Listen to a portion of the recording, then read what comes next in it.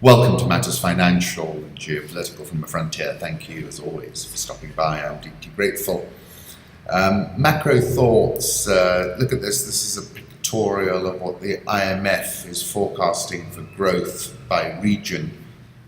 They came out with their World Economic Outlook yesterday, headlined a shifting global economic landscape. With these caveats, aggregate growth estimates and projections for 2016-18 remain unchanged relative to the October 2016 report. The outlook for advanced economies has improved in 2017 and 2018, reflecting somewhat stronger activity in the second half of 2016, as well as a projected fiscal stimulus in the US. Growth prospects have marginally worsened for emerging market and developing economies where financial conditions have generally tightened. Near-term growth prospects were revised up for China due to expected policy stimulus, but were revised down for a number of other large economies, most notably India, Brazil, and Mexico. Advanced economies are now projected to grow by 1.9% in 2017 and 2% in 2018. Saying notably the growth forecast for 2017 was revised up for China to 6.5%. I've got issues with that rate of growth. I just don't think it's credible. 0.3 of a percentage point above the October forecast on expectations of continued policy support. For Sub-Saharan Africa, they're predicting 2016 that the growth rate would have been 1.6%. That's the lowest rate of growth for more than 20 years. The previous year was 3.4%, and they're expecting a rebound this year to 2.8%. Nigeria, they're expecting it to contract 1.5% contraction last year, 0.8% growth this year, and they're expecting South Africa to grow 0.8% this year. So still, they're actually less optimistic than the World Bank the day before, and I think more realistic. This morning, Hannah and I were driving to the bus stop where I dropped her off, and we both noticed it was such a beautiful sunrise. It always is after the full moon. I think kind of infects the sky, that full moon. It was fuchsia, pink, purple, and it really was pretty, but we couldn't stop and we couldn't find a place to take a photograph. That took me to Roberto Bolano. The sky at sunset looked like a carnivorous flower. Let me put up a photograph I took yesterday of up a hill in Nairobi. Look at the Old Mutual building, kind of dwarfs everything. Of course, there's an angle to it because it is called up a hill. We must learn to live together as brothers or perish together as fools, Martin Luther King. And then here's another one that the New York Jets tweeted, another comment of his. What a powerful individual he was, wasn't he? Political reflections. Election winner vows to be sworn in on Gambian soil this Thursday. That's in the Gambia, of course. President Yahya Jammeh is not making any moves yet, but let's see what happens there. I think, President Jammeh is in the departure lounge, essentially. This question is around the method of his departure. The Paris Peace Conference was beyond useless. Everyone knows a two-state solution in Israel and Palestine is impossible now. Netanyahu called it the last twitches of the world of yesterday. Autocratic Mahmoud Abbas didn't bother to turn up. Theresa May's Secretary of State for buffoonery only sent a clutch of underlings. John Kerry, who said 2 years ago that peace between Israelis and Palestinians had at the most 18 months to succeed or it's over, announced lamely that the gathering of 70 nations in Paris had moved the ball forward, whatever that means. So what was it all for? And the rest of the Arabs, oh lordy, lordy, we embrace the head choppers of the Gulf, the dictator of Egypt and the rebels of Syria. We sell weapons to the Saudis to bomb the Yemenis, which may harden the Yemeni position quite a lot, and send money to Lebanon to keep the Syrian refugees in situ because their further presence among us would be deeply unsettling. We loved the rebels of Aleppo and hate the rebels of Mosul, and any comparison between them would no doubt be highly inappropriate. Now that's a subliminal message, if ever there was one. It's called moving the ball forward. He's got a point there. I like this picture of President Obama 12 years ago when he was a freshman senator in his windowless basement office. This is Emma Joker, who's in Malindi. The photograph's taken by Pete Souza. I didn't realize Pete had been with him that long. LA Review of Books. Trumpism says you're the puppet because Trumpism is the puppeteer. Interesting article in The Guardian, which was coalescing a number of Trump interviews over the weekend, what he said about Brexit, Putin, Israel, Syria. Trump said he believed Brexit was going to end up being a great thing because people wanted to reclaim their identity from the European Union. Other countries would leave as well, and it would be hard to keep the EU from falling apart. The EU was basically a vehicle for Germany, he said, and that's why I thought the UK was so smart in getting out. Merkel was fairly robust in her response to that. I'm a big fan of the UK. We're going to work very hard to get it done quickly and done properly. Good for both sides. We'll have a meeting with Theresa May right after I get into the White House, and we're going to get something done very quickly. Trump said while he had great respect for Merkel, she had made a utterly catastrophic mistake by letting all those illegals into the country. A very serious mistake. Trump repeated his criticism of NATO. However, he added, NATO is very important to me. So he's quite forthright in what he said over the weekend. And it certainly is going to be an interesting time geopolitically, I think. Why Russia is using the internet to undermine Western democracy is an article in Slate by Maria Farrell.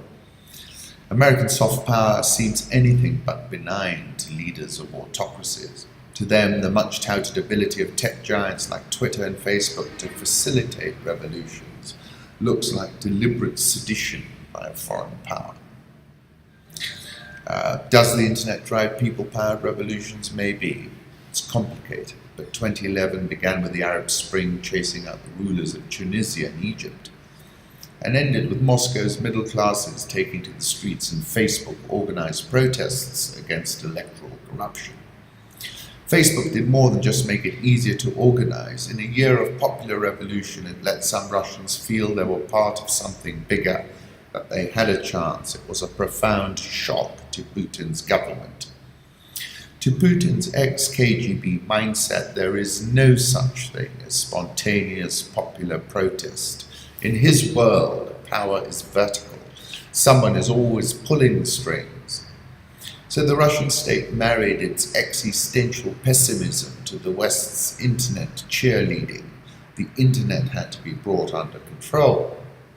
So Russia did the only thing it could. I think this is really right, actually. It took the West's proudest, strongest, most transformational tool and helped to turn it against us. Internet jiu-jitsu, in the form of information war, what we used to call propaganda, and cyber war, plain old hacking and sabotage, turned the energy of the networks against their creators.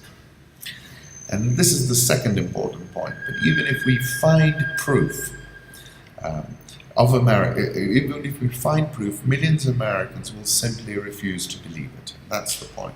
That's what I kept asking, what's the threshold? The point is, the final point is, he is a winner and he won. And if he got some help from Putin knowingly, so he did. And who wouldn't, given the knowledge we have of Putin's ability to navigate this new 21st century digital ecosystem. Very interesting documentary on BBC Panorama Trump, the Kremlin Candidate, came out yesterday. flip it back tonight. We have a deviate tomahawk. We copy, there's a voice. We have gross oscillation here. There's some interference. I've gone redundant, but I'm not sure it's helping. And I was saying I've no doubt that Putin ran a seriously 21st century, predominantly digital program of interference, amplified the Trump candidacy. Trump himself was an ideal candidate for this kind of support. He is a linguistic warfare specialist. He drained Hillary's bona fides, created a hothouse conspiracy frenzy online, this concept of state of destabilized perception, timely and judicious doses of WikiLeaks, which drained Hillary's bona fides and her turnout, and motivated Trump's, which we have witnessed as something remarkable and noteworthy. As Putin has proven himself an information master, his adversaries are his information victims. In that context, you can understand why Trump was keen to collaborate in a non-linear manner. Trump, the Kremlin candidate. What's behind growing economic gap? This is the Oxfam report yesterday that I got the opportunity to discuss on Al Jazeera Inside Story. 8 people control the same amount of wealth as 3.66 billion. And the report was actually quite interesting. The question is, how are you going to change it? And what are the prescriptions? I found some of the prescriptions Oxfam were offering, some of what one was prescribing when one was at university. But let's see. Face it, Pyongyang will never give up its nukes. Justin Trudeau's holiday on Aga Khan's island comes under investigation. Global sea ice is at lowest level ever recorded, according to the New Scientist. Volatility jumps ahead of Theresa May's speech, said to be set to announce the UK is leaving the single market. Currency's been all over the place, from $1.50, this is the high-low, just before the Brexit vote, to 120. We went below 120 with a flash crash. It's lost about 20% of its value. And at these kinds of levels, I think it's a screaming buy, to be honest. Sterling recovered a bit in London trade, touched 119.79. We're now at 121.13. Currency markets, euro dollar 106.55, dollar index 101.19, Japanese yen strengthening 113.45, Swissy 10080, the pound is at 121.13, the Australian dollar 0.7520, it's doing rather well. There's some correlation with the iron ore price. India rupee 68.105, South Korean won 1176.93, the Rial 324.20, Egyptian pound just below 19 at 18.9245, the rand, about which I'm getting more bullish, 13.5818. Dollar index, I'll put up a 1-year chart. I think it could pull back to 99.50 and the bull market still stays intact. Commodity markets, gold's had a great run. It's now at 12.10. Trading, I'll put up a chart. This really confounded me, but I think what we're seeing now is the recovery of Bitcoin. And that trade, let's see where we end up. The one I said long Bitcoin, short gold. Crude oil, $53, just about $53. I don't see it going much higher. Maybe get back to 56. But not more than that. Brazil drought deja vu makes coffee 2017's commodity winner. Coffee futures are on a tear as regions of Brazil, beleaguered by drought last year, are heading for some of the same parched conditions. There's been no significant rain for almost a month in Espírito Santo state, the nation's top grower of the Robusta variety. It's gotten so dry that the government has reinstated limits on irrigation from rivers. Prices for Robusta used in instant coffee are near a 4-year high in London, on concern supplies will drop. July this time last year, iron ore prices were half of the current level in China. Take a look at that, and I think that's also been very supportive of the Australian dollar. David Inglis, Shanghai Composite declines for a 6th straight day, longest streak in over 3 years. National Geographic published this shot of the night sky from a place called Alamut Castle in Iran. Alamut Castle was a castle that was built by a chap called Hassan al-Sabah and his band of what were known as the assassins or the Hashashins.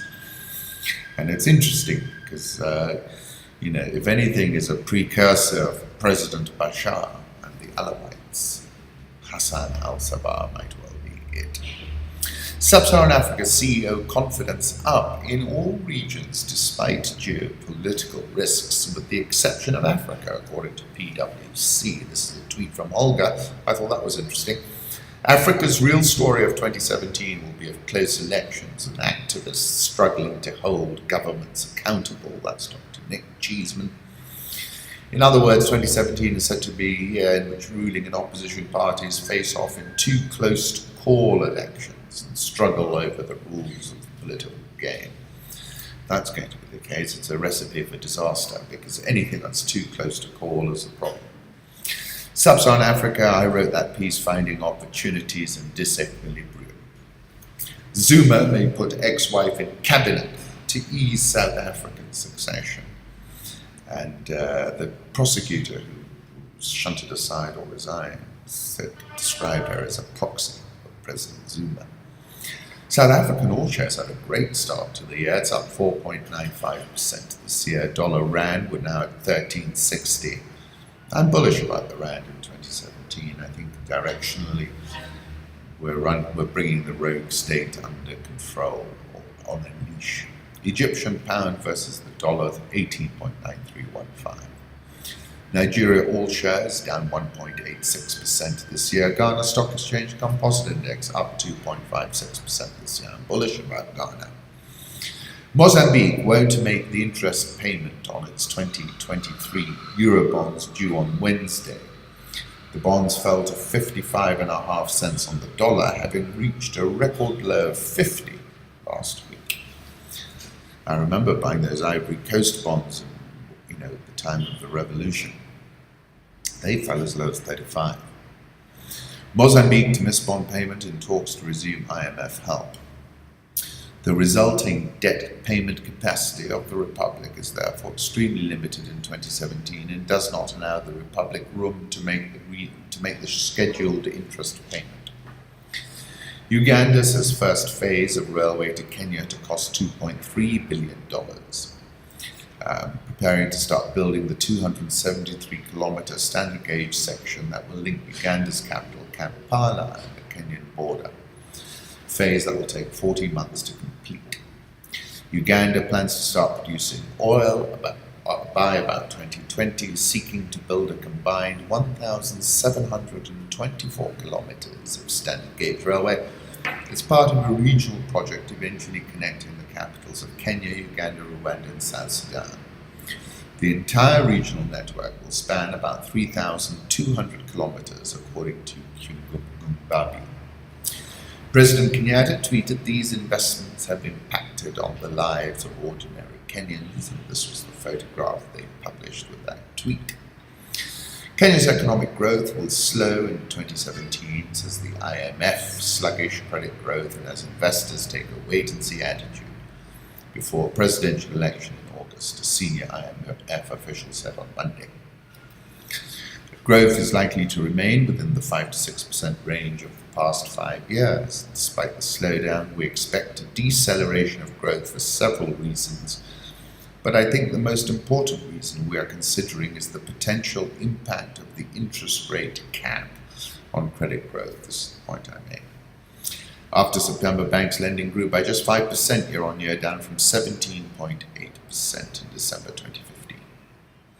We believe it is going to be a reasonable deceleration. It is not like the economy will lose momentum. It is only that there are other factors at play, he said.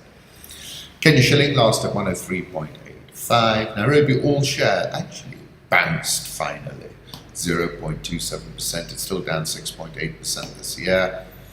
NAC 20 is down 7.24% this year and at 2,955. I like this photograph, the southern Milky Way, the large Magellanic Cloud, and the Carrin Nebula seen from the Sibiloy National Park. I've never been there. Photographed by Babak Tafreshi. National Geographic. And then this photograph by Laurent Bayer, Photo Tenderness, Mother with Lion's Cub, Kenya. Let me leave you with those two, and thank you once again for stopping by.